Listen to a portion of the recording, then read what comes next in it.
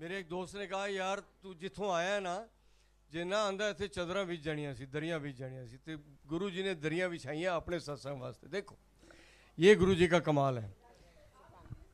And जो मेरे साथ हुआ है वो शायद मिरेकल है और गुरु जी का आशीर्वाद है।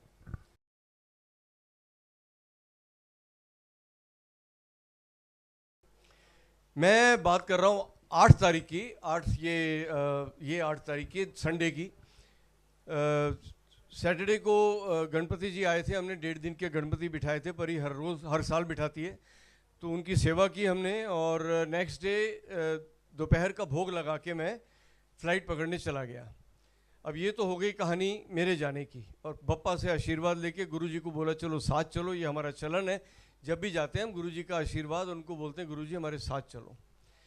मुझे फ़ोन आया था पिछले महीने कि आपको हमारे एक इवेंट में आना है, अवार्ड फंक्शन है गवर्नमेंट का, और उसमें जितने भी ये बड़े बड़े जिन्होंने काम किए हैं उनको आपने अवार्ड देना है एज अ चीफ गेस्ट, तो उसकी हम आपको फ़ीस देंगे। तो फ़ीस की बात हो गई, जो हम लेते हैं एज अ प्रोफेशनल, मेरा काम ही यही है, तो कहीं लेते हैं कहीं दोस्ती में जाते हैं। बहरहाल बात हो गई, एयर टिकट्स आ गई, रिटर्न टिकट, और उसके अलावा मुझे उन्होंने कहा कि एक आप अपना बाइट दे दीजिए कि आप आ रहे हैं, मैंने वो भी दे दिया। फिर मुझे कहा अपनी फ़ोटोग्राफ दे दीजिए, वहाँ आपके पोस्टर लगाने हैं, मैंने वो भी दे दिए। मैंने कहा आप कहाँ इवेंट है उसका कार्ड मुझे भेज दो। तो वो कार्ड भेजने के लिए थोड़ा आगे पीछे हुआ और मैं बप्पा की सेवा में लग गया, फिर पता नहीं चला, मैंने ध्यान नहीं दिया। और फ़्लाइट मेरी जो 4 बजे की थी, जो 8 बजे के फंक्शन के लिए मुझे पहुंचना था दिल्ली, वो फ़्लाइट डिले होके 7 बजे हो गई। तो मैंने उसे फ़ोन किया, उसने मुझे एक और टिकट भेजी 4 बजे की, दूसरी फ़्लाइट की, दूसरी एयरलाइंस। मैंने कहा बहुत ऑथेंटिक है, प्रोफेशनल है। मैं वहाँ 6 बजे लैंड कर गया, 6:30 बजे 6:15 बजे मैं बाहर आया। उसने ड्राइवर का नंबर भेजा था, ड्राइवर ने मुझे फ़ोन किया, बाहर आया, लोग मेरे से सेल्फी वेल्फी जो हमारा आम होता है पिछले 45 साल से चल रहा है, तो वो उसने देखा, वो आए मुझे पिकअप करने के लिए, 2 लड़के और एक ड्राइवर, यहाँ तक सब ठीक था।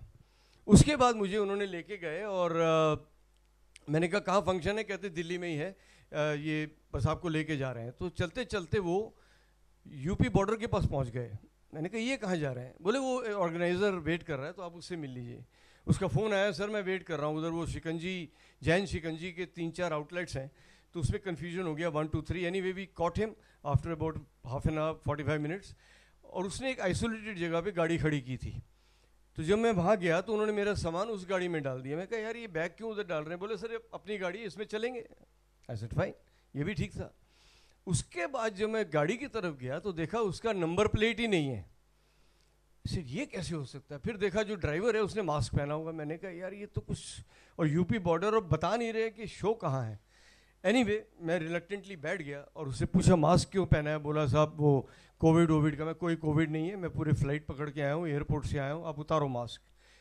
उसने आनाकानी करके मास्क उतार दिया। फिर मैं कहा नंबर प्लेट क्यों नहीं है? बोला नंबर लिया है, बस आने वाला है इसलिए नहीं। मैं कहा चलो छोड़ो यार, मुझे क्या लेना है। हम निकले तो वो यूपी की तरफ चल पड़ा, मेरठ। ऐसे ये कहाँ? बोला साहब दिल्ली बहुत बड़ी है, बस आधे घंटे में पहुँच जाएंगे। मुझे लगा ये कुछ तो गड़बड़ है, तो मैंने बताना शुरू किया। मैं कहा देखो भाई, एंड गुरुजी साथ थे तो कुछ कॉन्फिडेंस और पता नहीं क्या बुद्धि आई मेरे अंदर, मैं कभी ये बात करता ही नहीं हूँ। मैंने कहा मेरा देखो, मैं दिल्ली का लड़का हूँ और मेरे सब जान पहचान के, विच इज़ अ फैक्ट, कि जो मेरे दोस्त हैं वो कोई सीबीआई में है, कोई क्राइम ब्रांच में है, कोई पुलिस में है, पॉलिटिक्स में हमारा उठना बैठना है, सब हमारे दोस्त हैं, प्यार मोहब्बत है सब पॉलिटिशियंस के साथ, चाहे वो बीजेपी के हैं, कांग्रेस के हैं, हम साझे हैं सबके साथ, और है। तो मैंने कहा ये मेरा है। और मेरठ में तो मेरा ऑलरेडी रिश्तेदारी हैं, उनके अपने चेन ऑफ होटल्स हैं, तो उनको थोड़ा सा कहीं रिएक्ट नहीं किया, पर आई थिंक डाउट हुआ। अब चलते चलते वो मेरठ के पास पहुंच गए। मैंने कहा यार ये तुम, बोले सब ये होटल है, वो शो में कुछ गड़बड़ हो गया तो आपको होटल पहले चेक इन के लिए बोला है। मैं होटल कौन सा है? उसने बताया, मैंने गूगल किया, होटल और 40 मिनट आगे। आई सेड ये तो कुछ, मतलब मैं कुछ ये होटल में नहीं जा रहा हूँ। मैं कहा शो कितने बजे है यार? बोले शो तो 10 बजे है, 2-3 बजे तक चलेगा।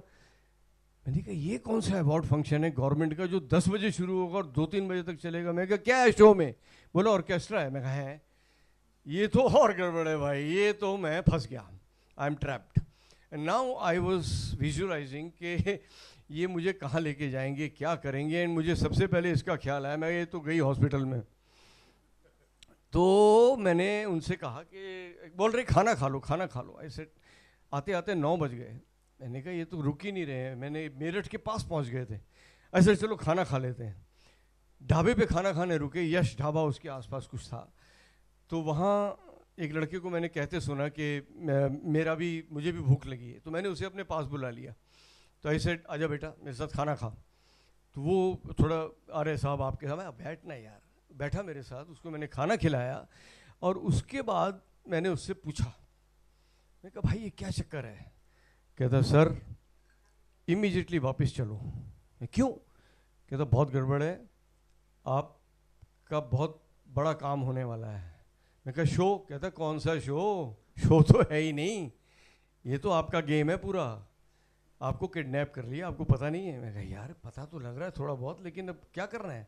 कहता मैं कहा वापस कैसे जाऊँ, हाईवे पे हूँ, कौन सी मेरे को टैक्सी स्कूटर क्या मिलेगा मुझे, यार तू कुछ कर।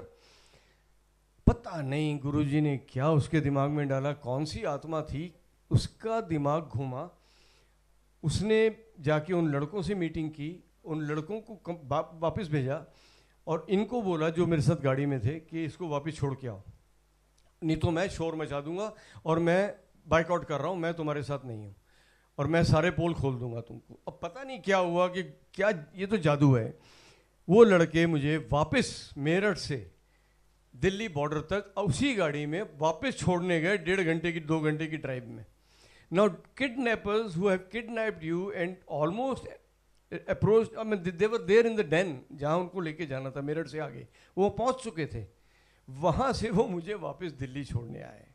अगले दिन उस बंदे का फ़ोन आया, ये सुनने वाली बात है। उसने कहा साहब 1 महीने से आपके ऊपर ये सब नज़र रखी हुई थी और ये जितना भी प्रोग्राम था ये ऑथेंटिसिटी बनाने के लिए आपको जो एडवांस भेजा था वो भी इनकी इन्वेस्टमेंट थी और इन्होंने 1-2 करोड़ रुपया आपसे वसूल करना था। मैं कहा तू क्यों आया था लेने। बोला मुझे कहा गया था कि जिसको तुम लेने आ रहे हो, लेके आ रहे हो, उसने मेरे 35 लाख रुपए लिए हुए हैं और वो मुझे वापस नहीं कर रहा, उसे ले आओ, वापस वसूल करने हैं। तो मैं तो उसकी भलामनसालत के लिए लेके आया था आपको। जब एयरपोर्ट पे देखा कि आप इतने फेमस हैं और आपको देखा तो बचपन से आपको देख रहे हैं, हमने कहा यार आपने क्यों पैसे लिए होंगे। फिर सोचा कि शायद लिए होंगे। तो मैं जब आपको लेके गया उसकी गाड़ी के पास, वो जो ड्राइवर था वो ड्राइवर नहीं वही आदमी था और उसने आपको पहचाना नहीं एट द फर्स्ट साइड। उसने पूछा आपसे आप ये राजेश हो, और आपने कहा हाँ मैं हूँ, लेकिन तुम कौन हो। तो आपने बिल्कुल पहचाना ही नहीं। तो उसने कब दिए, आपने कब लिए, मेरे समझ में आ गया वो झूठ बोल रहा है। फिर आपने सारी बातें की और अपना बताया, तो मुझे लगा कि नहीं ये क्राइम मैं नहीं करूँगा। कहता और सबसे बड़ी बात, जिस गाड़ी में आप बैठे थे उसके पीछे एक और गाड़ी थी जिसमें 5 और लोग थे, दे वर फुल्ली लोडेड एंड दे वर, मतलब आपका जो है वो ऑलमोस्ट ऐसा था कि अगर वसूली नहीं होती तो शायद कुछ भी कर सकते थे वो। तो मैंने कहा क्या हुआ फिर। तो वापसी में उसने कुछ बोला। कहता सर क्या बताऊं, ये तो हो गया सो हो गया, मैंने वो 5 लड़कों को भेज दिया वापस वहाँ से, इसको बोला ये छोड़ने आ गया। जब आपको छोड़ के हम वापस जा रहे थे तो हमारा फेटल एक्सीडेंट होते होते बचा। हम लोग बाल बच गए, हमारी सबकी जान चली जाती।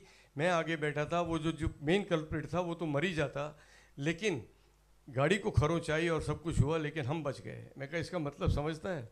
मेरे गुरुजी ने कहा बेटा इसको हाथ तो लगा लिया, लेकिन मैं कुछ भी कर सकता हूँ, इस बार तो छोड़ दिया, नेक्स्ट टाइम नहीं छोड़ूंगा। जय गुरुजी, शुक्राना गुरुजी। ये मिरेकल था और ये गुरुजी का आशीर्वाद है और कुछ नहीं है। मैं बार बार ये जब भी याद करता हूँ ना मेरे रोंगटे खड़े हो जाते हैं।